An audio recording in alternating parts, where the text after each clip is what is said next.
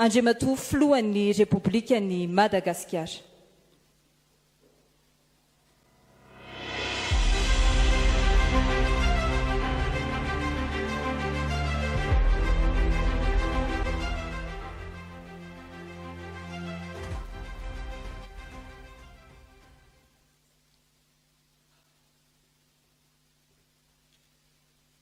Andriamatoa Prime Ministre, lehibe an'ny gouvernement, Andriamatoa sy Ramatoa isany, mpikambana, andrafitra ny gouvernementa vaovao. Ianareo mpanao gazety, ry vahoaka malagasy, tompokilasy, tompokovavy. Ampifaliana no iarabako sy itsidiako ny tokantrano tsirairay avy amin'izao takariva izao. Ary eo ihany koa ianareo tonga manatrika izao lanonana ofisialy fanambarana ny mpikambana ao anatin'ny gouvernementa vaovao eto amin'ny lapam-panjakana Iavoloha. Tamin'ny faha 12 ny volana novambra 2024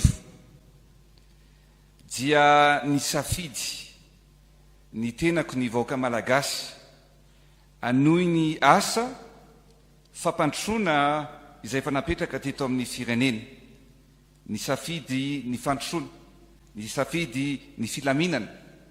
fa tsy nanaiky ho zarazaraina ka noho izany izany daty izany dia mipetraka tsy afaka ato an-tsaina ary mipetraka ato am-po ary mibaiko ihany koa ny lalana ho ale anasoavana ny vahoaka malagasy sy ampandrosoana any Madagasikara. Mazava ny lalana hodiavina ao anatin'izao mandat faharoa izao. Ny tanjona voalohany dia ny fanenana ny fahantrana izay misy iaina ny vahoaka malagasy. Ny faharoa dia ny ampiakatra ny fiarom-piainan'ny vahoaka malagasy. Ao anatin'izany dia tsy maintsy tohizana ny ezaka sy ny asa rehetra izay efa natomboka hatsaraina ny fomba fiasa ary indrindra dia tsy maintsy ataontsika ny fomba rehetra mba hampamiratra ny Madagasikara. Manome toky atsika ireo mpamatsy vola, manome toky atsika ny sehatra iraisam-pirenena ary zany indrindra voela voaingana dia sambana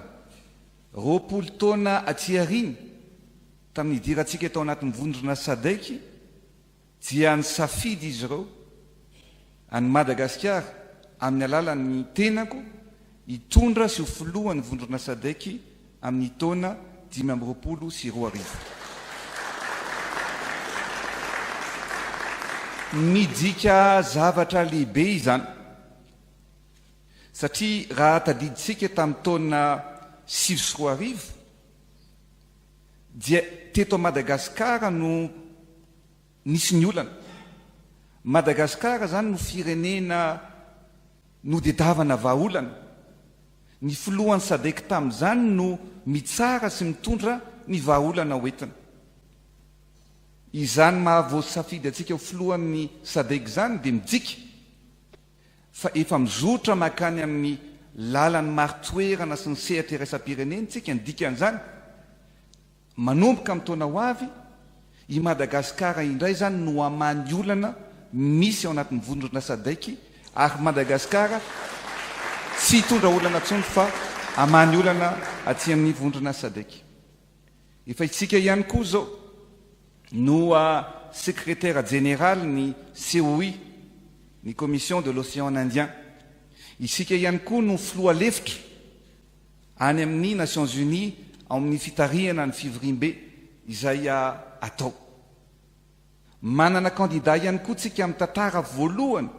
ho président ny commission ny Union Africaine. Tsotra no zavatra lazaiko. Ny mampamiratra n'ity firenena ity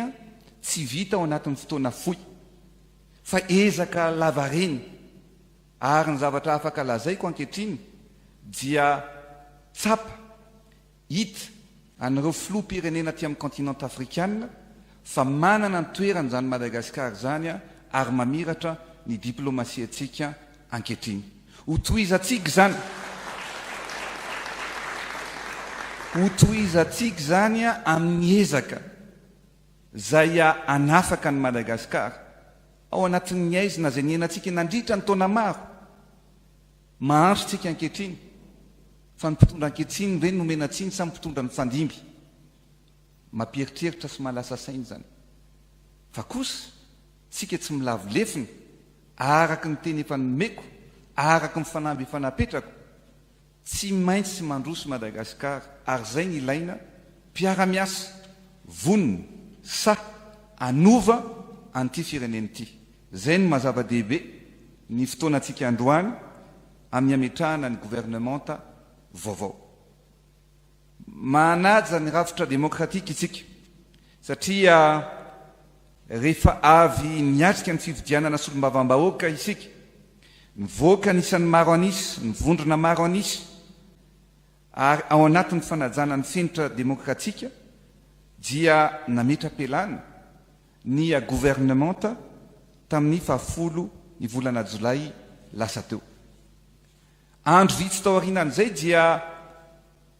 nanendry ny prime ministre lehibe ny gouvernementa ny tenako ary araka ny nambarako taminareo dia naka fotoana tsara isika nanaovana tombana sy nijery todika ny asa sy ny ezaka an'ireo ministra mpikambana tao anatin'ny gouvernementa koa tonga anio tonga ny fotoana ho fanendrena amin'ny fomba ofisialy ireo ministra izay andrafitra ny gouvernementa vaovao ary koa ireo sekretera mpanjakana izay anampy azy ireo amin'ny fanatanterahana ireo programan'asa lahara-pamehana ny fitondram-panjakana araka ny teneniko teo dia mila manatsara ny fomba fiasa isika mila miopana sy mitodika tanteraka amin'ny filana andavanandro ny vahoaka ary mametraka trano ny fanjakana tsara tatana ianareo no ministra nitsongainy tanatin'ny maro tamin'ny alalan'ny sivana isan-karazana ny nanamarika anareo dia ankoatra ny fahaiza-manao dia nisongadina ny fahavononana hiatrika ireo asa sy fanamby rehetra miandry eo anivon'ny departementa izay iandraketanareo tsirairay avy efa mazava ny tanjona etsika anivana ny tantarany Madagasikara nandroso drafitra spaikady mazava ho tanterahana ianareo ministra tsirairay avy ireo anteriko antrany fa ny ministra dia titre fotsiny ihany zany anarana hoe ministra izany ny ministra dia tsy finalité na point de départ akory fa ny ministra eo vao manomboka ny asa eo tsy point d'arrivée fa eo vao manomboka ny asa eo ny point de départ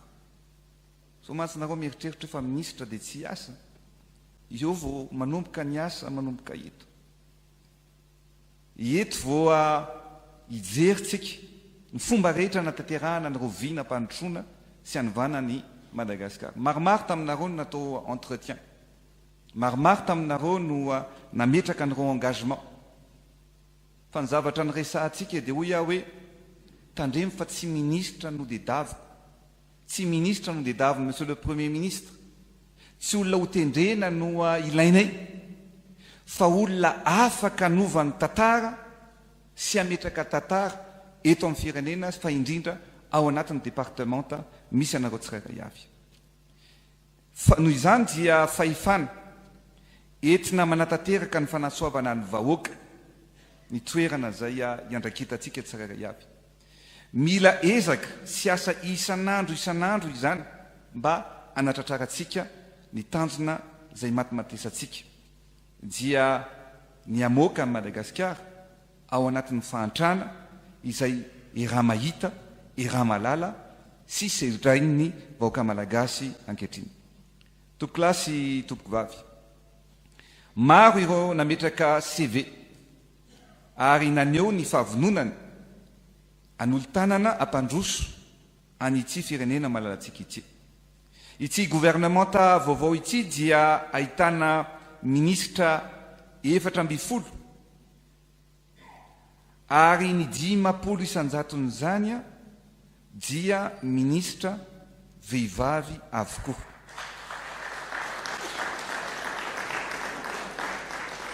Ity gouvernementa ity zany no gouvernementa be vehivavy indrindra. Maneo zany fa manome lanja ny miraleta isika eto Madagasikara ary voniny sy say manome anjara toerana sy andraikitra goavana ho an'ireo andriambavilanitra. Amiko manokana, akoatran'ny hoe manam-pahaizana sy manan-taleta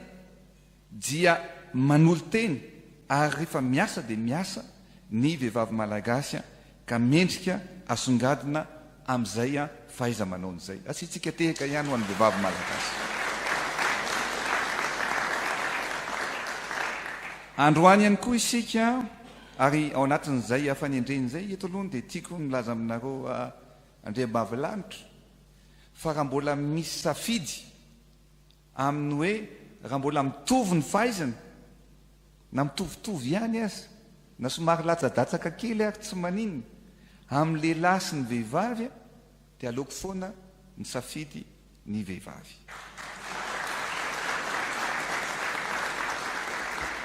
Ao olazainy ny tompon'andraikitra eo moa fa hatramin'ny ora farany ary dia mbola hoe iza no safidiny dia mibalanse foana makany amin'ny vehivavy. Ao ny ministra ny intérieur vehivavy, ao ny ministra ny enseignement technique et formation professionnelle vehivavy, ao ny ministra ny fizahatany vehivavy, ao ny ministra ny télécommunication vaovao vehivavy, ao mikasika ny fahaleovan-tena ara-tsakafo vehivavy. Maro samihafa ministra ny ao moa zay efa ministra eo fa noho izany maro ny vehivavy ary mino matoky sy manantena fa andeha aingana kokoa tsika amin'izao gouvernementa zay orafetintsika vaovao zao. Eo ihany koa ny sekretera-mpanjakana izay efa napetratsika io hoe io dia hitarika an'ireo asa maika sy asa tena ilaina afanganana ihany koa eto amin'ny firenena. Anisan'izany ohatra ny sekretera mpanjakana makasika ny souveraineté alimentaire zay ho tendrentsika androany. Ny sekretera-mpanjakana io zany dia anatratra ary eto dia miteny amin'ny vahoaka malagasy fa tsy maintsy ho tratratsika ny fahaleovan-tena ara-tsakafo anao transformation agricole tsika eto Madagasikara ho ampitombotsika ny vokatra ary tsy maintsy anondrantsika na io vary na io katsaka na io mangahazo na io sorgho sy ny vokatra hafa samihafa anao transformation agricole tsika raha ao anatin'ny fotoana fohy izany dia ho tratratsika sy ho vitatsika. Efa vonina ny paikady rehetrarehetra ametrahantsika an'izany. Noho izany ny sekretera-mpanjakana izay miandraikitra ny fahaleovan-tena ara-tsakafo dia andrindra aloha voalohany indrindra ny fanaparitahana ireo zezika, ny fametrahana usine fanaovana zezika ao anatrehan'ireo sopotro Madagasikara anankifito eto amintsika. Ny ministra zany efa misy tetikady lehibe sy goavana ho ataony fa misy zavatra kelikely ho ataon'ny sekretera-mpanjakana nefa tonga dia misy vokatra avy hatrany. Akoatra ny fanaovana usine, akoatra ny fanaparitahana an'ireo engrais dia izy ihany koa no hikojakoja sy anametraka ireo fanamboarana an'ireo tohadrano maro be manerana ny Madagasikara. Io sekretera-mpanjakana io ihany koa no anaraka ilay teknika fambolena hoe pombonja any Zimbabwe. Za moa voatany Zimbabwe tao fa tena tena tolagaga ianao satria efa manondrana katsaka, manondrana volo marobe ny ao Zimbabwe ary ifanampy amintsika izy areo teknika pombonja io dia avy Zimbabwe no aparitaka eto Madagasikara. Ny olona izay manana tany eo amin'ny refitany 600 mètres carrés eo dia afaka mavely tena tsara ny fianakaviana ao anatin'izany teknika mpomivonjay zany. Ny tanjona apetratsika dia ampitombo ny vokabary eto a Madagasikara ao anatin'ny taona fohy. Tsy ho kabary intsony io, betsaka nanao kabary ho an'ny Chine-tsika zao amin'ny afaka andro vitsivitsy, misy convention sy contrat ho signenany, ary tsy maintsy ataotsika ny ampiakatra 500 ny vokabary eto amintsika ao anatin'ny fotoana fohy. Ao ihany koa ny sekretera-mpanjakana maro samihafa, fa ho apetratsika ihany koa ny sekretera-mpanjakana miadidy ny électrification rurale et des ménages. Io no isehatra sy fampiraharaha sy ametraka ny programme anasa amin'ny famokarana herinaratra eny anivony reny commune zay mbola tsy misy jiro reny ankehitriny. Io sekretera-mpanjakana io ihany koa no iandrindra sy andraikitra ny fizarana ny azavana ho anao. Tsy ianao afa-tsy zay io sekretera-mpanjakana io, satria ny tanjona apetratsika dia afaka heritaona dia isitraka an'le jiro azavana ho anao ny malagasy tsy manana jiro manerana ny Madagasikara. Tsika tsy hiemotra amin'izay fitsikerana ho ataotsika, fa maro ny olona nitondra fa vitsy nitondra labozinga manontany amin'ireny tokantrano reny, fa tsika kosa hitondra azavana, satria tsika me azavana izarana zany azavana zany isaky ny tokantrano fa anazava ihany koa any Madagasikara iray manontolo.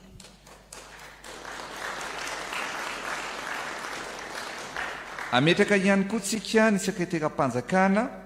miandraikitra ny ady amin'ny fahantrana na ny secrétaire d'État en charge de la lutte contre la pauvreté et la réinsertion sociale. Io dia tsy ho mpanasa lamba foana ny olona, fa ametraka tsika hoe inona ny asa mety mahavelona akoatra ny fanasana lamba, inona ny zavatra tokony ho atao hitsinjovana ny maha-olona. Ametraka ihany koa tsika ny secrétaire d'État en charge de l'économie et du plan, ni secrétaire d'État en charge de la coopération économique, na ny sekretera-mpanjakana miandraikitra ny fifandraisana ary économique iraisam-pireneny. Ametraka ihany koa tsika ny secrétaire d'État en charge de la jeunesse et de la lutte contre les stupéfiants. Io ihany koa mbola ho atao amin'ny manaraka ihany koa ny secrétaire d'État en charge de la digitalisation et des services publics. Ametraka ihany koa tsika ny secrétaire d'État en charge du commerce et de la consommation, ary ny secrétaire d'État en charge de l'artisanat et des métiers. Misy amin'ireo zany mbola ho tendrena sy mbola ho fatenina, ary eto koa dia milaza zany hoe zay misy fandraika amin'ireo dia misokatra ho an'ny rehetritsika zay tia tanindrazana maneho an'izay fahavononana izay dia mbola afaka misivana sy mandray an'izany olona zay vonona an'olo tena ho an'ny tanindrazana zany. Andriamatoa sy ramatoa ministra, voasivana sy niavaka tao anatin'ny maro ianareo. Mino sy matoky aho fa efa niomana sy efa vonona ho amin'ny andraikitra masina izay ankinina aminareo tsirairay avy ianareo. Antanteriko fa tsy misy ary tsy hisy fandeferana ny afanaovana tsirambina ny fitantanana amin'ny akapobeany. Mino aho fa tia tanindrazana nareo ary anao ny ezaka rehetra. Io moa teneniko hoe raha resaka ao ianareo ny ministra ny agriculture, ny souveraineté alimentaire, ianareo ministra rehetra tsy ao anatin'ny barao kory ny fandrosoana, tsy ao anatin'ny barao no ho voavolo ny vary, fa eny an-tsaha ny vary no voleny. Mila midina eny an-tsaha isika. Ny ministra ny rano vaovao, tsy ao amin'ny barao no sokafana ny robinet dia ny mandeha ny rano, fa mila jerevana ny fomba azahoan'ny malagasy rano, na io eto andrenivohitra, na io any amin'ny district tsirairay avy any. Rehefa nitety an'i Madagasikara, ao ataontsika tanjona ny zavatra asa tsy nisy tsy vita hatramin'izay izahantsika ho atao. Nidina tany amin'ireny toerana ireny ary rehefa mahita ianao eo vao mametraka fanamby, satria za zao dia midina miresaka amin'ny vahoaka ary hitako any Besalampy tsy manana rano sotro madio am'izao tsika miteny zao tsy hoe efa nisy dia tsy mandeha fa tsy misy mihitsy a hoe jirama mikasika ny rano anisan'ny tanjona ho apetratsika zany eo zany ny zavatra tiako afatra tiako apetraka atsika ministra mila midina isika sur terrain vo misy ny olana mila midina tsika fa tsy andry ao anaty barao efa mametory lalana mametory marika zay mba zavatra andrasana atsika andrasan'ny vahoaka fa tsy andrasako ihany tsy andrasan'ny prime ministre fa zay ny andrasan'ny vahoaka amintsika ministra tsirairay avy ao anatin'izany dia zava-dehibe loatra noho izany ny fatokisana napetraka ny vahoaka tamintsika koa tsy azo leferina ihany koa ny fijerevana tombontsoa manokana fa tokony homena lanja hatrany ny tombontsoany be sy ny maro sy ny tombontsoa ambony ny firenena tsy ekena tsy azo ekena noho izany ny afanaovana kolikoly amin'ny endriny inona na amin'ny endriny ahoana ny fianianana zay ho ataonareo sy ahosiniavinareo dia ho an'ny vahoaka malagasy satria anasony fianianana ianareo rehefa avy eo rehefa makao amin'ny trano ny filakevitry ny ministra itsika zany fiananana zany tsy hoan'andriamatoa prime ministre fa ho an'ny vahoaka malagasy no anaovanareo an'izany fiananana zany noho izany dia manakasina loatra ny ajidy sy ny andraikitra apetraka aminareo miandrandra fampandrosoana aingana sy mipaka isa tokantrano ny vahoaka koa ianareo no tokony andraikitra voalohany amin'ny fanatanterahana ny vina mpampandrosoana izay napetratsika ho an'ny vahoaka malagasy ifanometana ntsika ifanampy itsika satria iray isika hiaraka hanasoa ny vahoaka malagasy isika andriamatoa sy ramatoa ministra maleova malasana ary ataovy ampitiavana ny asa rehetra izay tandrify anareo ataovy ho lara-pamehana ny fanajana sy ny fahamarinana tsinjovy hatrany ny vahoaka malagasy izay miandrandra fatratra amin'ny asa izay andrasana aminareo tsirairay avy andriamanitra ne anazava ny lalanareo eo ampanataterahana izany adidy goavana miandry anareo izany ho fakahirezana aminareo sy ho jiro anazava ny lalana izay ho alehanareo dia zaraiko aminareo ny tenin'ny soratra masina ao amin'io abolana fa 9 andininy fahatelo manao hoe akino amin'ny tompo ny asanao dia ho tanteraka izay kasainao mintsy matoky aho ary resy lahatra fa rehefa samy manatanteraka ny andraikitra antsakany sy andavany ny rehetra dia ho tratra ny tanjona sy mifanamby apetratsika dia ilay hoe Madagasikara tsy maintsy mandroso masina ny tanindrazana misaotra tompokolahy makasitraka tompoko vavy